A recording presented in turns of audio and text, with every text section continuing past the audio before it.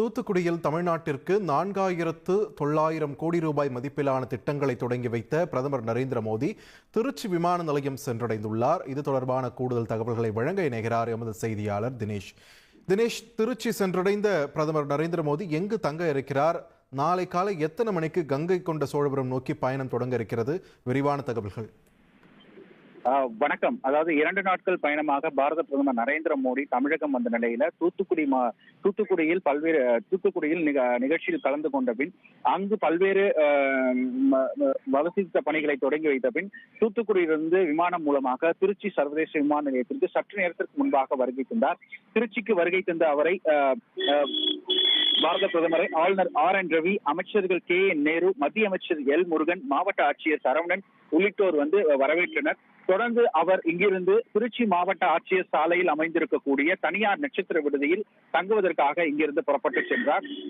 அங்கு இன்று இரவு முழுவதும் இங்கு ஓய்வெடுத்த பின் நாளை காலை சரியாக 9:30 மணிக்கு இங்கிருந்து அரியலூர் மாவட்டம் கங்கை கொண்ட சோழபுரத்திற்கு செல்ல உள்ளார்.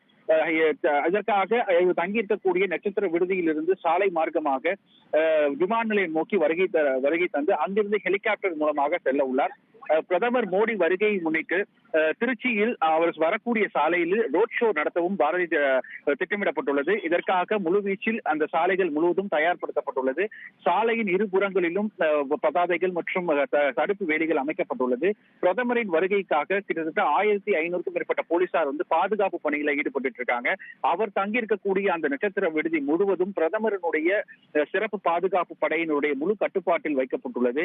பிரதமர் இன்று இரவு இங்கு தங்கி நாளை தினம் இங்கிருந்து சரியாக 9:30 மணிக்கு இங்கிருந்து புறப்பட்டு 10:30 மணி அளவில் கங்கை கொண்ட சோழபுரம் செல்ல உள்ளார். அங்கு நிகழ்ச்சியை முடித்துக் கொண்டு மீண்டும் திருச்சி விமான நிலையம் வருகை தந்து அங்கிருந்து டெல்லி நோக்கி பயணம் மேற்கொள்ள உள்ளார்.